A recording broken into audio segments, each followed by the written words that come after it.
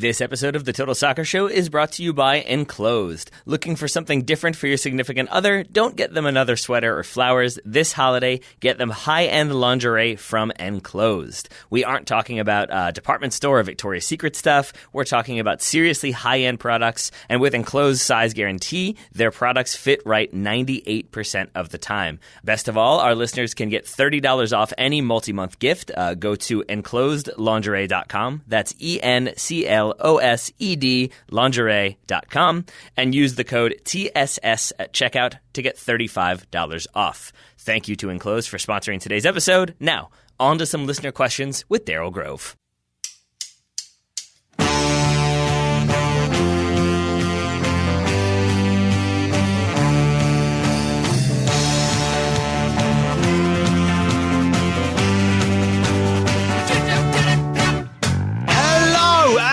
Welcome to the Total Soccer Show.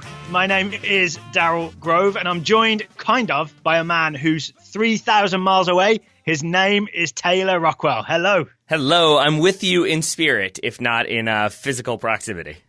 So where are you? I am in the office. Oh, yeah, you're doing it right. I am staring at your vacant chair.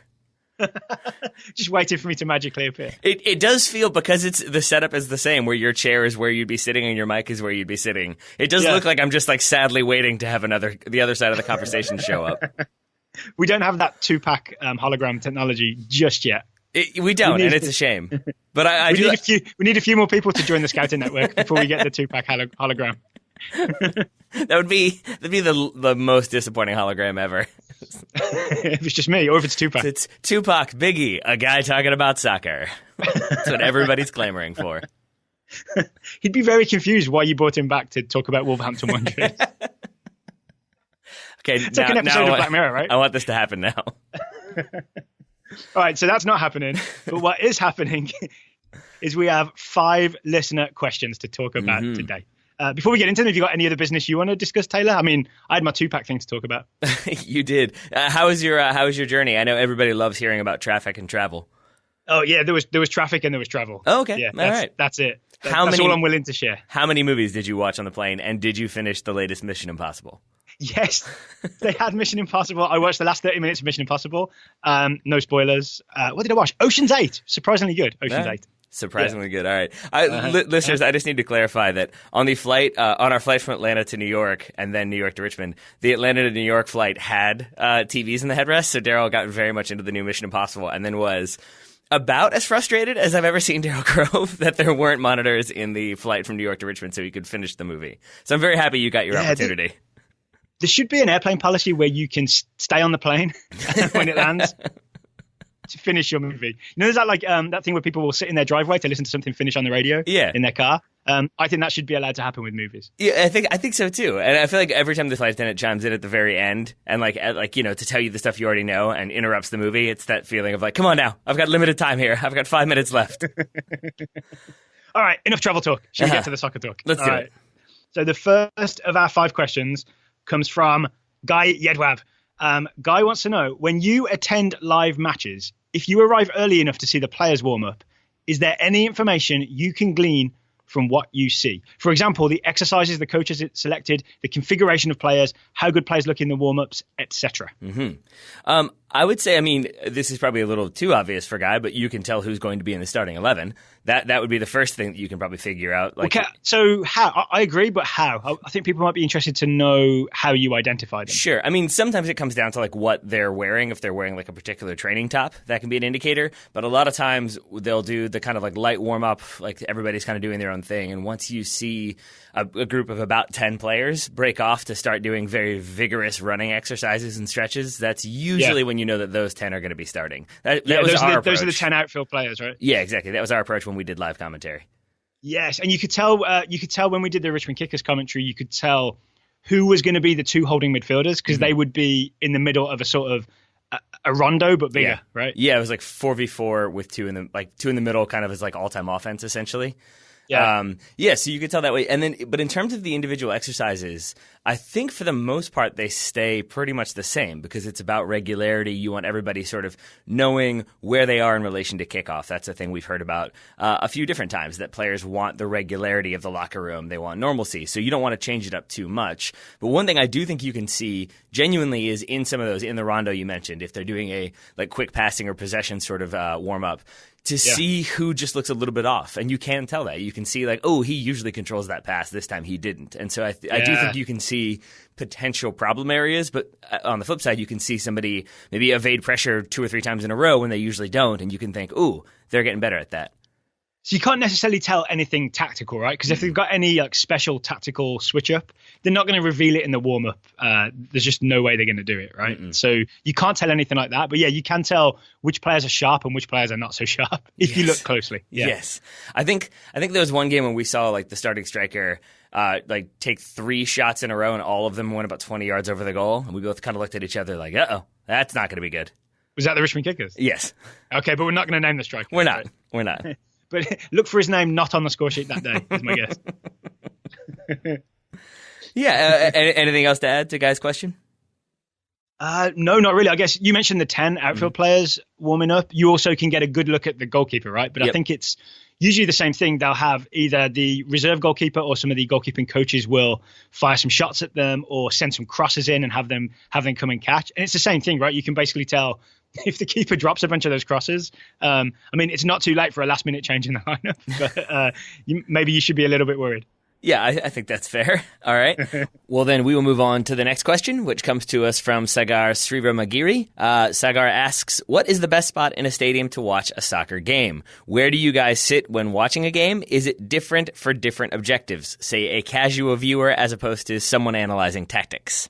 So if you just want to go for the passion and the excitement and, really getting into the game, I firmly believe in sitting behind the goal. Yep. Just behind one of the goals. I don't think it's the best view because I think your perspective's kind of weird, right? Because it's like you're, I don't know, you're like too much at one end and everything just gets wider towards the other end. So it's like looking through a weird lens.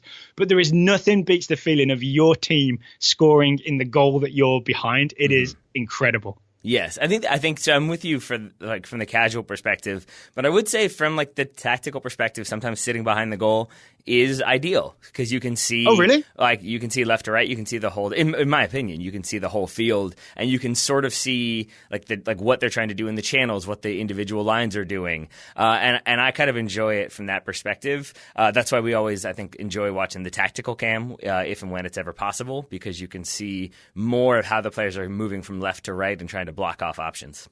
Oh, I see. So I was thinking of when I say behind the goal, I mean almost at ground level behind the goal. Gotcha. So you're almost like looking the striker in the eye as he strikes it at you. So yeah, I think you don't get as good a view like that, but you get that weird closeness and feeling. But yeah, you're talking about tactical cam style being directly behind, but higher up, right? So you've got the overview of the field. Yeah, that's a key distinction. You're right. Dodging falling beer when a goal goes in probably doesn't help with the tactical analysis. And the truth, weirdly, is from a tactical perspective, usually the press room is a good place to be. Yeah.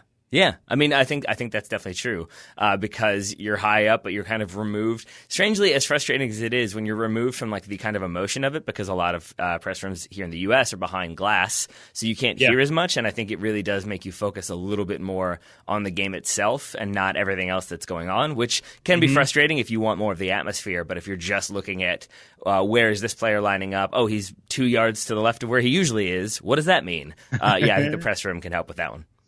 So you don't have press access, and you're going as a fan, but you want to get a tactical view. You still say behind the goal, but high up. I'd say probably this is not going to help listeners, but Daryl, for you to have a frame of reference for what I'm describing, do you remember where we sat for the second half of the USA-Bolivia game?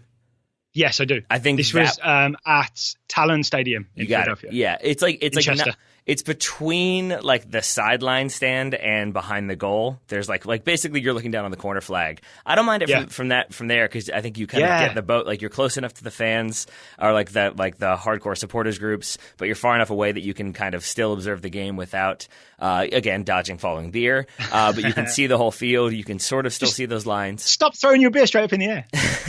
Yeah, I know. Well, I'm saying I wouldn't be throwing mine up. I'm worried about other people's throwing theirs at an angle. I know. That's I my was teasing concern. That's my concern. So what you're describing is, I've got in my notes an isometric view. And I think that's sort of what you're describing, right? You're slightly on an angle. I don't really know what isometric means, but a sort of diagonal, angle. I'm glad you said it. I think there used to be a very old version of FIFA where you could choose to watch it in isometric view. And it was like that. Yeah, sure. I will take your word for it. So anywhere where you can see the entire field and you can see all the movements, right, is the way to go. There we go.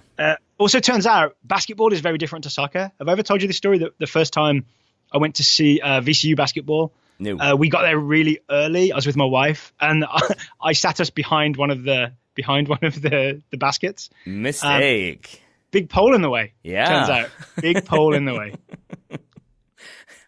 Yeah. Which also is what happens if Szczesny is starting in goal and you're sitting right behind it. Zing. That's brilliant. Thank you, my friend. Thank you. But yeah, I just realized like Jack Nicholson or Spike Lee, they sit at halfway, right? More or less. Courtside and halfway if you can. You don't see them sitting behind giant poles. You do not. You do not. I'm glad you learned your lesson. That's great. Slowly but surely, Taylor. Boy. As I go through life. That's outstanding. Are you ready for the next question? Let's do it. All right. Thank you to Cigar for that question. Jacob Semken wants to know, are football groups a good thing or bad thing? Mm-hmm. Football groups being City Football Group and the Red Bull Football Group. It's a tough one, right, Tyler? Are they a good thing or a bad thing? I mean, the answer is probably a little bit of both. In my opinion, it still ends up on the side of they're probably not the best thing for football. Should we dig into the details then? Sure. Like for me, I'd say it's good if you're part of it. Yeah, I mean, that's the big answer, yeah.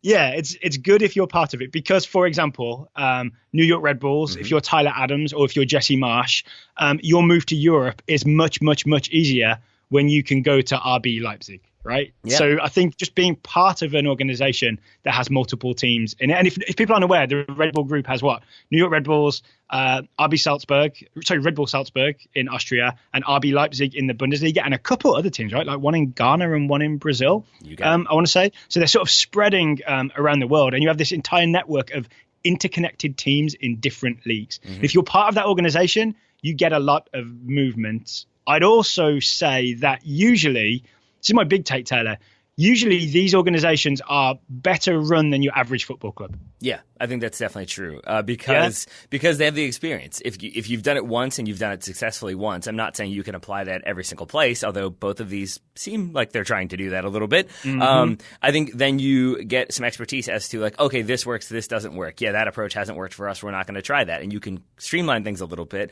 I think we both read the article about Melbourne Heart, now Melbourne City FC, and there was a lot of that about like, oh no, we have the expertise to do this. We're going to financially back you to try to implement that program. And so I think in that way, it definitely helps the member clubs, if that's what you want to call them. And think of it this way. Were the Metro Stars better run or are the New York Red Bulls better run? Yeah. And the answer is the New York Red Bulls, right? With the entire development academy system and all those players like Tyler Adams and all those players coming through. Like the Red Bulls were a much better run team than the Metro Stars. And I looked at Melbourne City and Melbourne Heart. Melbourne Heart used to borrow their training ground from a university, La Trobe University. When City Football Group took over and renamed it Melbourne City, they built a $15 million facility for the team to practice in and to have their offices in. So you just have more resources and you're better run as part of some gigantic conglomerate thing. Yeah, but see, there's a key phrase that you said in there, which I'll get back to you in a moment. But like, because this is the like deal with the devil aspect of these groups, I think is it's great for the players, as you said, because there's mobility. It's great for probably the staff because there's more money coming in and more opportunities. But I would say for the fans, like for a lot of, I mean, I think you can't argue RB Leipzig are in a better position since Red Bull took them over. They've gone from the fifth tier of German soccer to the Bundesliga. City to the Champions League. Man City weren't winning the Premier League title until City Football Group came along. Melbourne City in a stronger position. So like I do think for a lot of the fan bases, the individual fan bases, there's a lot more to cheer for because there's more money coming in, there's better players, you're moving up in the divisions. But on the flip side, the thing that you mentioned is that they changed the name. And to me, that is still a very weird part of it, is that it's just a different thing to have Fulham FC versus like RB London FC or whatever they would become. And that is part of a lot of these groups is you're changing the name. And so you change the identity a little bit. So for the fans, your team's now winning, but it's also not the same name team. And that's kind of odd. To double down on the negatives for fans of teams, there is an element of, if you're one of the smaller teams, then you're the junior partner. Yep. You know what I'm saying? Like, for example, Tyler Adams, it's good for him to go from New York Red Bulls to RB Leipzig, but there's sort of never a doubt that you then lose your best players and staff in the case of Jesse Marsh to the bigger organization, right? So you're always like, you don't have the concept of being, hey, we could be the biggest team in the world one day, because you're always at least going to be smaller than the other member organization. Yeah, I mean, and that's just kind of the way it works. As much as I'm sure they would, unless Red Bull has pro rel within its own org chart, and you can maybe go up and down the rankings. I mean, are we right though? Like, or is there a different way of like corporate thinking of, no, we want all 6 teams to be as big as they can possibly be in their respective leagues, and so then maybe there is like, so it doesn't really matter which one is the biggest. We want them all to be big, or is it the element of like, one of them is in the Bundesliga. The Bundesliga is like necessarily a larger league than the Austrian Bundesliga, so like RB Leipzig will always come first. I'm not really sure which it is, but I'm inclined to think that your way of thinking is probably correct. But you're right. If MLS in the next 30 years becomes the biggest league in the world, like just imagine there's just hundreds of millions of dollars spent on salary every year, then maybe totally then Red Bulls just become bigger than RB Leipzig if there's less spent in the Bundesliga. Yeah. Like, say Angela Merkel's coalition falls apart and the German economy just completely tanks, and there's no new Marshall Plan, and instead MLS becomes bigger than the Bundesliga. I think Red Bulls in that situation would be keeping Tyler Adams and Jesse Marsh. Yeah. I mean, so that could well be, if 100 years from now Tyler Adams gets to stay there, and cloning has happened apparently. That's troubling. But we've also been focusing a lot on like the Red Bull side of this, and I would say that like then you get into the City Football Group aspect, and that's where I do think it's a little bit different in my mind, and I don't think it's just because it's a Man United thing, but like because of the connections City have to an actual government. That to me is a little bit different, because you have City Football Group is owned by Abu Dhabi United Group. The owner of Abu Dhabi United would be Sheikh Mansour bin Zayed Nahyan, and he is the half brother to the president of the UAE. He himself is the deputy prime minister. And suddenly, with that in mind, and you start bringing in the politics and a lot of what Der Spiegel has been reporting about how kind of entwined that's become, and the ways you get around financial fair play and a lot of restrictions, that's where it really becomes a more nefarious thing in my mind. That's interesting. Yeah, well, you can't separate yourself from the tentacles of the ownership group. Exactly. Essentially, is what you're saying. Yeah. Yeah, and it's also just the case that, like, I mean, this is probably naive, but I still go back to, like, businesses have finite resources and I would say less political sway than a government with infinite resources, and they can throw $200 million at a problem and not really bat an eye. You're also long term. You're maybe at the mercy of the success of that company and that government, right? Like, say, I mean, I'm guessing it's very it's generalizing a lot, but say oil prices take a huge dip, and the UAE suddenly becomes a lot poorer. There's obviously then a lot less incentive to pour money into City Football Group, right? So you could imagine a situation where they say, all right, we gotta cut corners with City Football Group.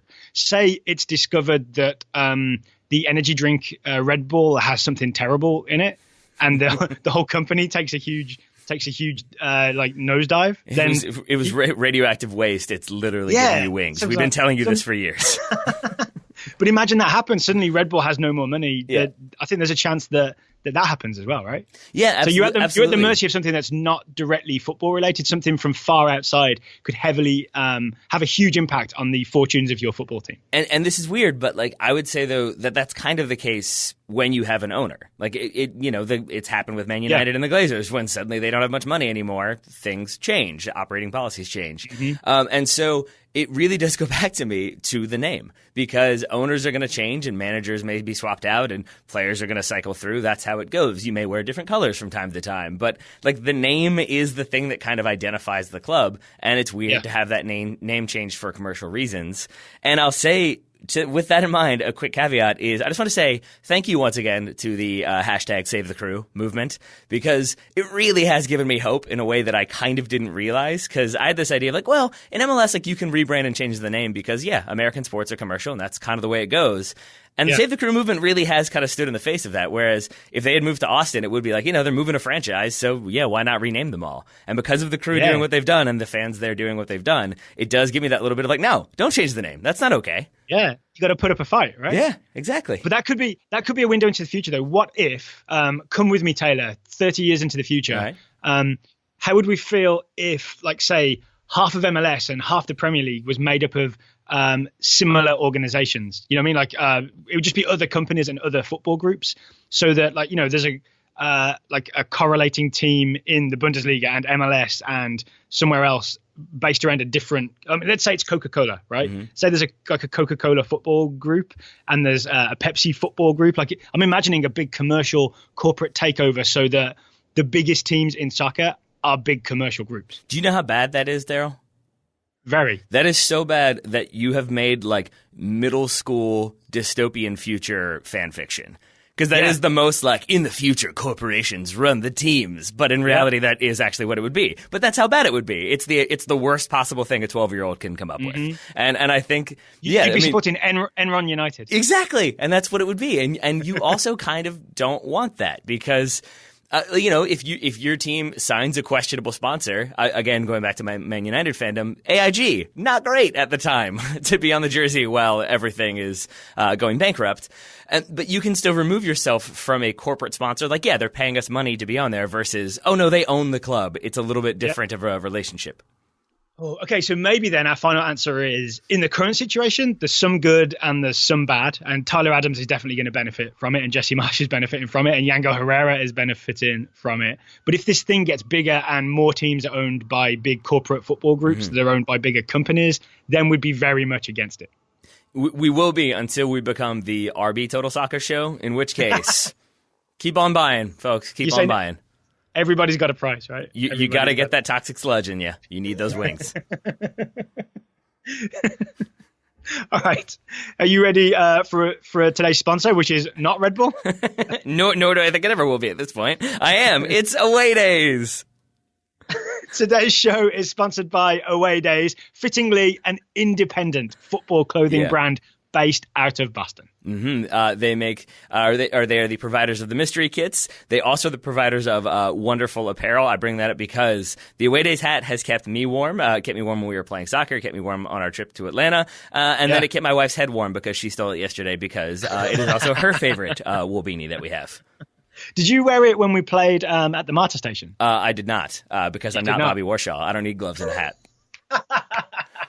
Credit to George Qureshi for that, Burn. You're ready for the tough conditions. Indeed. But you wore it in Atlanta, right? I did. Not playing football. Absolutely. Yeah. It was too nice. It was really what it came down to. It was like, this is a nice beanie. It can't also be my playing beanie. That's no good. Away Days also do T-shirts, sweaters, hoodies. The mystery kit you mentioned, where you get a random kit from around the world, won't be a big team. If you're a Total Soccer Show listener, you've already heard of the mystery kit. The new offering is the American Kit Collection. Please tell our listeners all about it, Taylor. I will. It's their new endeavor where they're trying to get lower league or lesser known teams. I think the goal is to get one from every one of the 50 states. They will be available for purchase. I think both home and away. A percentage of the sale will go to the club, and so it helps fund the coffers or put money in the coffers. Yeah. But also it raises awareness. It raises that club's profile. It gets more eyes on the team and more people familiar with lower league soccer teams. And it gives you access to jerseys as well, right? Otherwise, it would be maybe hard to get hold of a lower league jersey. You can go to awaydaysfootball.com. You can get yourself a mystery kit. You won't know what it is till it arrives. That's part of the fun. Get yourself a beanie, just like Taylor Rockwell, T-shirt, sweaters, hoodies, all that. Or you can get an American Kit Collection at awaydaysfootball.com. And you get yourself a discount if you use the code TSS. TSS for 15% off at awaydaysfootball.com. I have one more benefit to Away Days is they can make you be a glory hunter without having to have the stigma of being a glory hunter. Because Daryl Grove, do you remember the last Away Days jersey that I received? I got Olympiacos, and you got River Plate. I got River Plate, so I'm a Copa Live champion now. Thank you, Away Days, for making me a Copa Live champion. I mean, that's fine, but Olympiacos qualified for the knockout round of the Europa League this week. That's the same thing. That's the exact same thing. They're doing just as well. They are indeed. You couldn't have said that with more of a verbal head pat. Like, you're doing great, buddy. But with all that said, thank you to Away Days for sponsoring today's episode. Should we get back to some questions, Mr. Grove?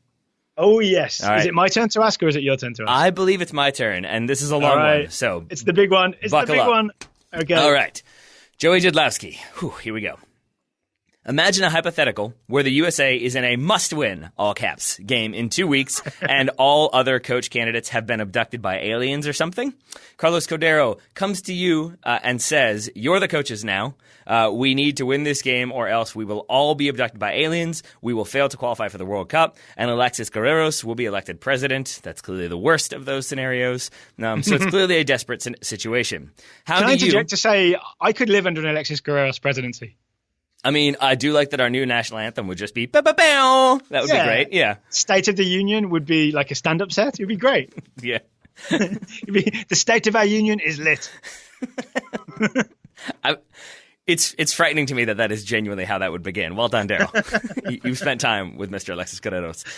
How do you, as the new coaches, says Joey, set up your teams for a must-win game with the players at our disposal right now in December of 2018? Who do you start and what are your tactics? You have 2 weeks to implement your system, and let's just say everyone who currently has injuries is healthy, and you can pick from the entire current U.S. pool. What do you do? No play. Like Dennis Hopper saying that. Yeah, what do you do? No planning for the future, no long-term solutions, just an absolute need to win this game or else we gain a president with a gunny who shouts, my guy, to everybody. And nobody wants that, Daryl. So what do we do? So Joey also stipulated that we can basically choose any opponent. And we've chosen to go, we have, for old time's sake, away to Trinidad and Tobago in Couva at the Atto Bolden Stadium. Just to redeem ourselves. And I do like the idea of, because this wouldn't be like a schedule, like this is just an impromptu game that we have to win. It does feel weirdly like we're just showing up there, like it's time to play. Yeah, we should tell them we're coming. Right? Yeah, probably. And ideally, they've got to flood that field. Side. What's that? I'm thinking Trinidad should be on our side in this because of the whole aliens thing. You would think. Maybe they're still so angry at us about 1989 that they'd rather let us all be taken by aliens than let the US beat them at Couva. Maybe this is a Space Jam Monstars situation, in which we don't know what's happening. We just know we need to win. All right, so Taylor, cards on the table. I found this hard. I found this really, really hard because I kept making. It's almost like every decision you make has a knock on of something that you lose. Oh, it's and it really made me realize how imbalanced it feels like the US pool is. And I wonder if that's because of the weird last 12 months we've had and then an unsuccessful few months before that. Like just seeing so many players not do well has led to making it really hard to pick a lineup where you sort of say, yeah, that's a winner. We're doing that. Daryl, this is the most like English you've ever seemed in my mind, because I feel like the English, especially in the United States, have a way of saying things that are unpleasant but sound very friendly and nice. And you've just done that because I feel like you, in a very friendly way, said, we have got some not very great players that we have to kind of factor into things. That's not what I said. But it is the case that, like, I do think, given what we know about what happened in Trinidad and what I think we've both seen in that ensuing 12 months, there's like things we would like to see the U.S. do, but then we look at the players and the kind of criticisms we've had of them, and it makes it really hard to create a starting 11. For me, at least, it was. I was surprised. This felt like the type of question, because full disclosure, there are some questions that I'm like, yeah, I can answer that on the fly, and there are some that I do 4 hours of research on. And this felt like one that I could kind of like, oh yeah, I could throw together a team. And then the more and more I thought about it, the more I was like, hey, can we do another 30 minutes so I can think about this? I did hours of just scratching my head and scratching things out on a piece of paper. But I don't want to stall any longer. I'm ready to go. Okay? All right. Okay, so you mind if I go first? I do not.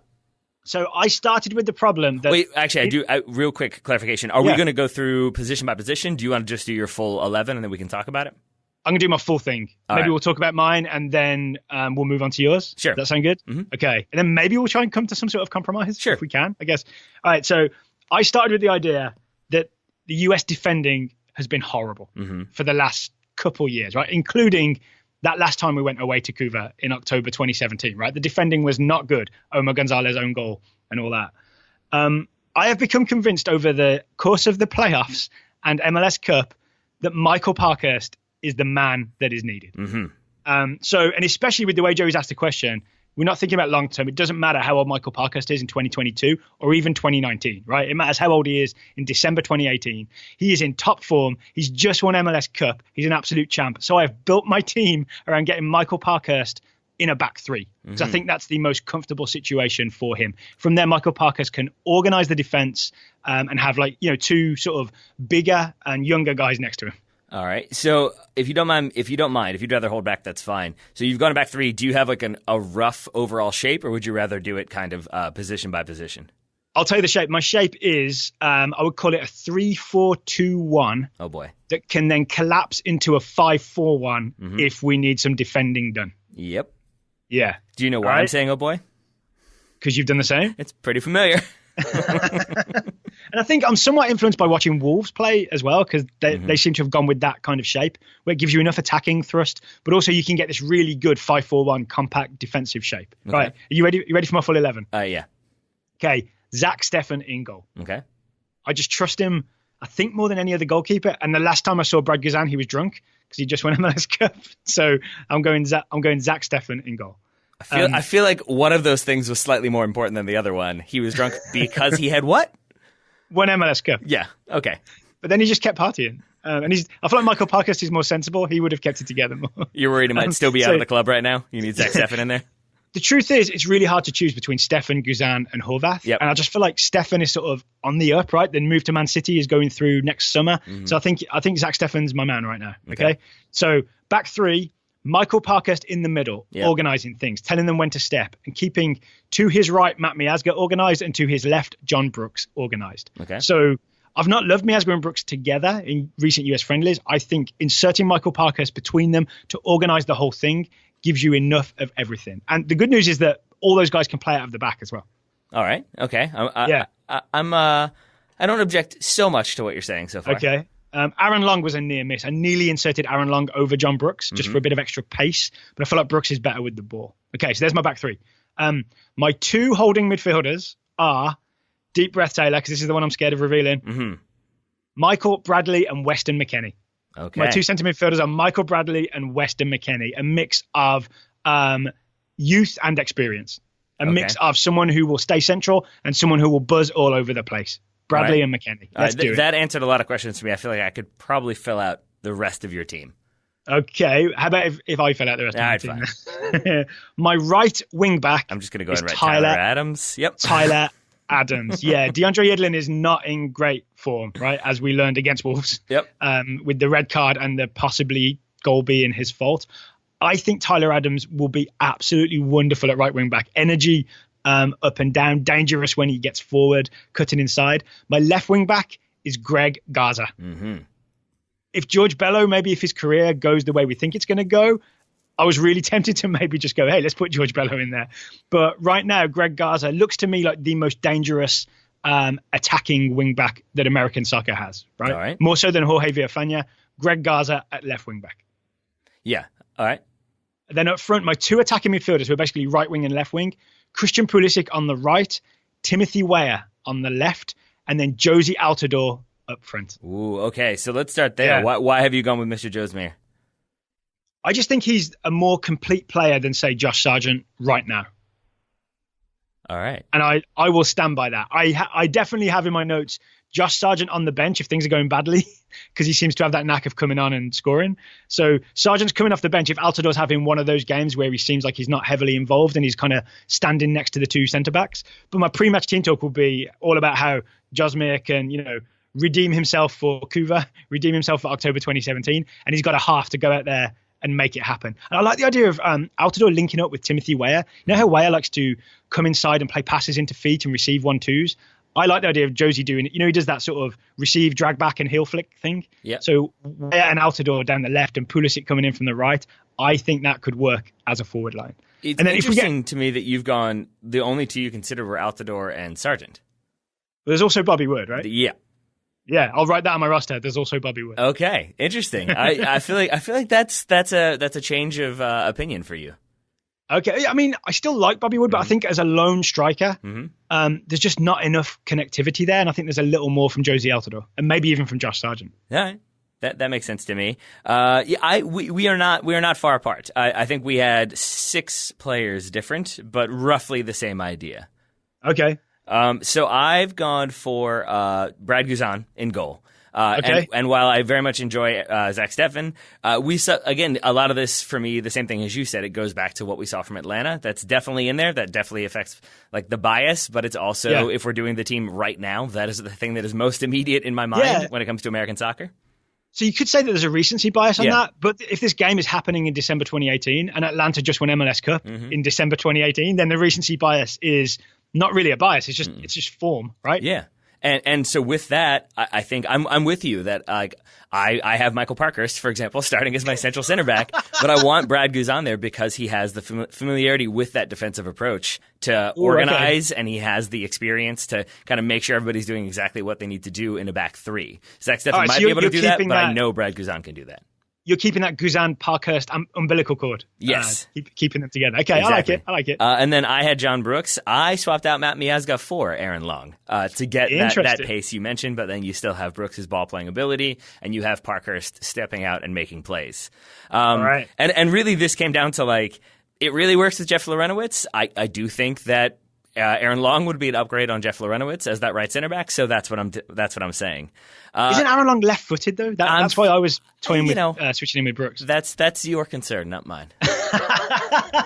And then the reason why I was not surprised to hear you say Tyler Adams is because that is my entire thing was trying to find a right back, and I genuinely almost went with Graham Zusi, and I really, it felt weird because I was going to ask MLS fans, like, if you were looking at an attacking fullback who can also do a defensive job, would you go Reggie Cannon or would you go Graham Zusi? And I don't really know the answer. And so instead I went Tyler Adams. But I went a little bit of a different route. I have Russell Knaus and Kellen Acosta as my 2 starting central midfielders. So, all right, that's not bad. I love Kellen Acosta. Mm-hmm. I think I love Russell Knaus from what I've seen. Mm-hmm. I think I'm just more conservative than you. I kind of thought that for the sake of the planet, I was scared to put them together for a first time or put Russell Knaus out there for a first time. So I just had that bit of nervousness to me that kind of surprised me. I thought of myself as more gung-ho. Mm-hmm. So I'm sort of really impressed with your bravery. And I mean that in a good way. That's not sort of a bless your heart kind of thing. I don't like that you've made it real, because I really did have a moment of like, but I don't want to be responsible for all humanity being abducted. Now I'm a little bit nervous. No, it really, I wanted to put Michael Bradley in there. The total honest answer is I do think he would probably be in our best starting 11. This goes back to, I don't know how to get him to play his best possible position. I think you can make an argument that he might be a capable Michael Parkhurst replacement if Parkhurst went down as like that central center back almost. Interesting. But I don't feel like I have the coaching ability or the know-how to say, like, I need you to do this in this situation and this in that situation. And so it's a lot of what we've been critical about U.S. coaches in the past for when it comes to Michael Bradley. So I'm kind of just going to remove that and let somebody else deal with that after this game.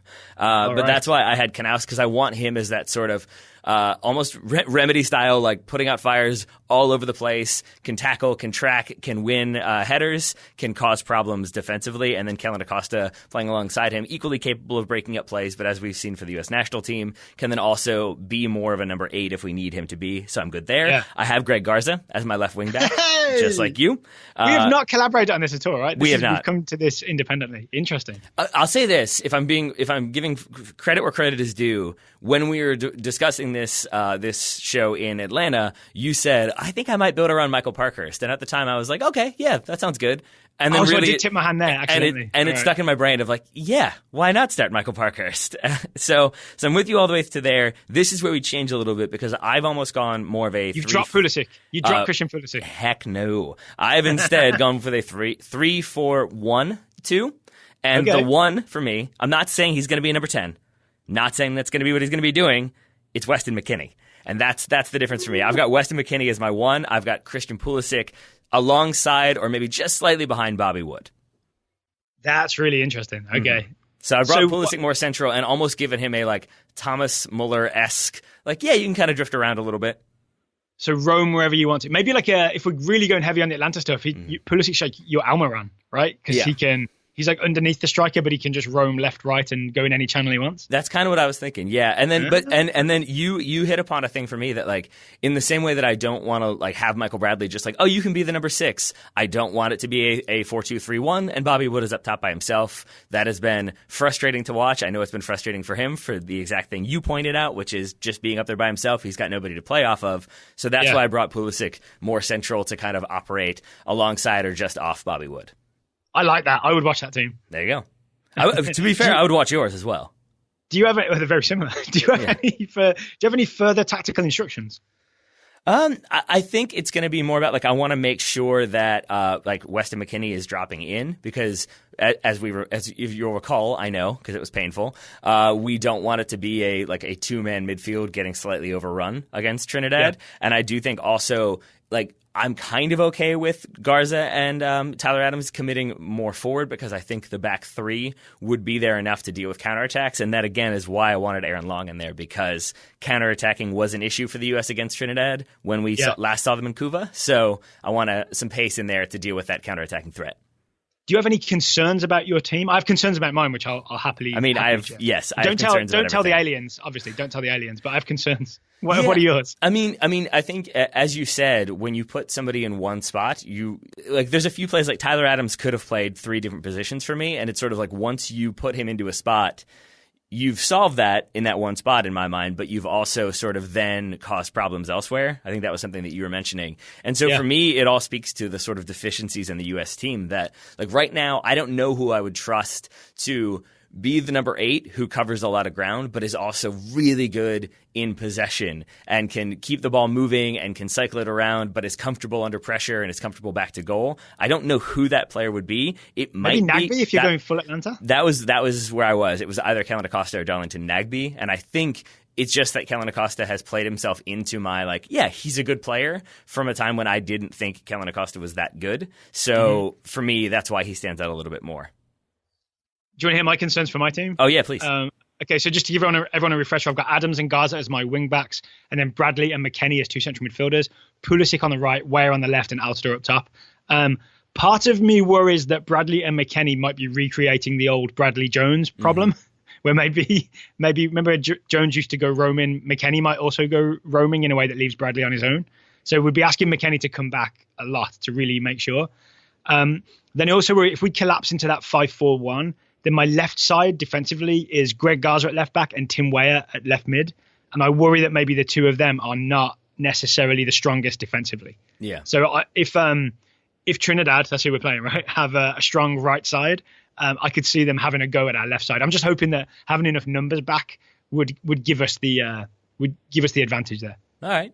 I mean, and I think since you've been honest about yours, it's worth noting, I have some slight concerns about Russell Canouse and Kellen Acosta as my 2 central midfielders. I would probably feel, strangely, as you said, I would feel more confident in your central midfield of Bradley and McKennie, but I would also be very nervous about how do you deal with some of the problems that arise there. So, I understand why that would be a slight concern, but then you've got Michael Parkhurst screaming at both of them, so that should make you feel better. And then is the situation... Actually, I want to back that up just to say, go. From our very brief interaction with Michael Parkhurst, he actually isn't a screamer. He would just be more of like, hey guys, do better. And let's do better. Okay, we'll do better. We'll do better. He's a reader and an organizer. Mm-hmm. That's what I like about him. Yep. Yeah. He's a librarian.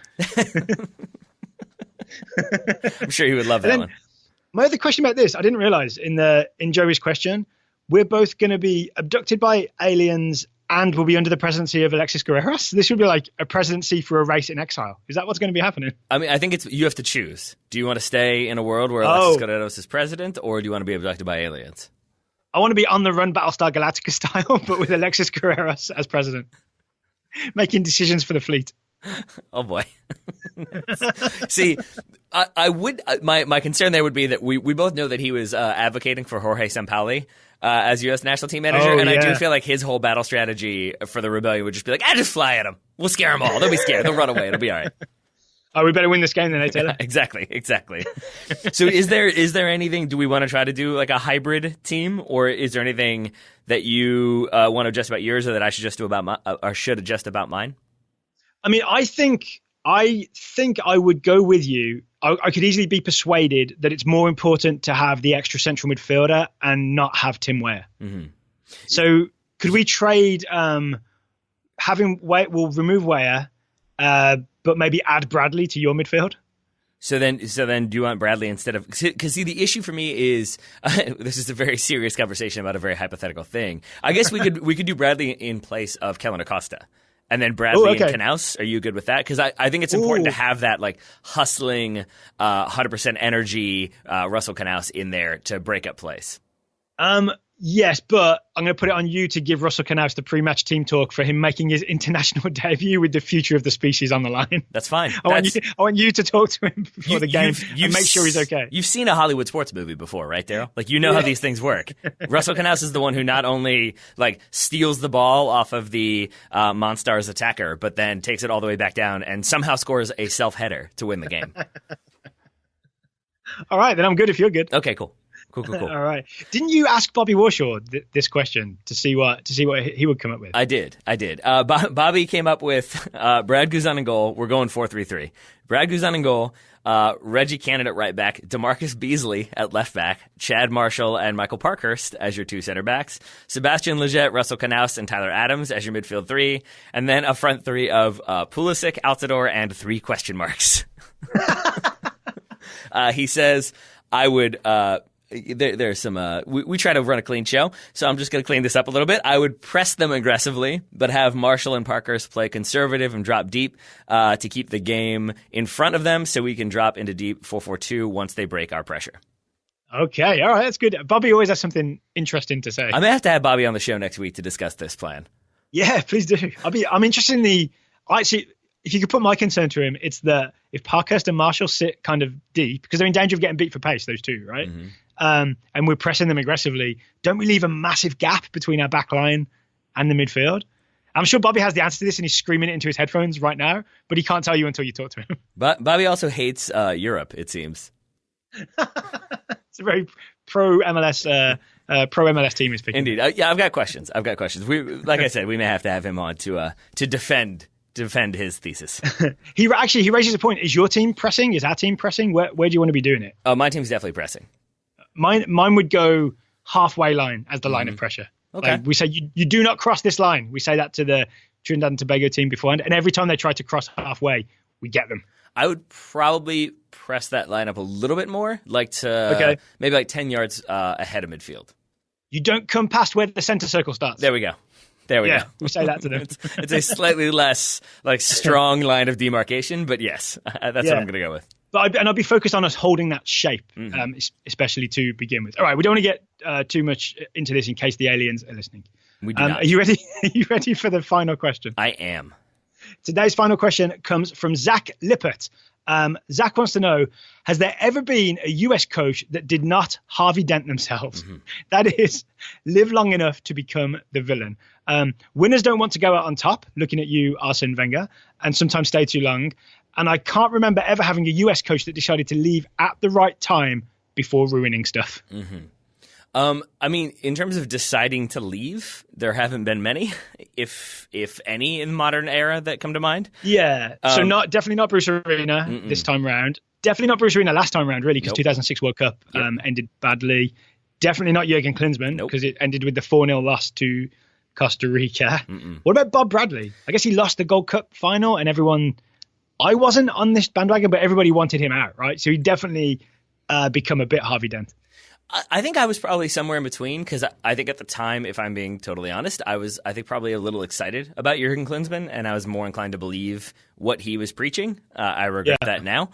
And so when we first had this conversation off air, I felt like the obvious answer was like going all the way back to Bora Milutinovic, who I think is still an answer. But I think the more I think about it, you had suggested Bob Bradley, and I think I would agree with you. I think Bob Bradley probably, if you look at it again, knowing what we know now, was more so forced out, and they were looking for reasons to force him out than anything else. And that Gold Cup was disappointing. I remember that Geo chip very, very well, and how it kind of deflated everyone for a good week or so. But I would for those who are lost in the timeline, this is the 2011 Gold Cup, right? Yeah. But it's not like we haven't lost Gold Cups since then, and it's not like we haven't had disappointing results since then. And I in think, the semifinals in one iteration. Yes, and I think maybe this is going back and looking at it with like rose-colored glasses or whatever, or hindsight being 2020, and forgetting some of our criticisms of Bob Bradley, and just remembering like the better moments, like that Confederations Cup. But I still think he certainly did enough that there are reasons why people wanted him interviewed this time around when the United States was looking again. I would say in 2011, Bob Bradley was the coach. He was the coach we needed, but he wasn't the coach we wanted.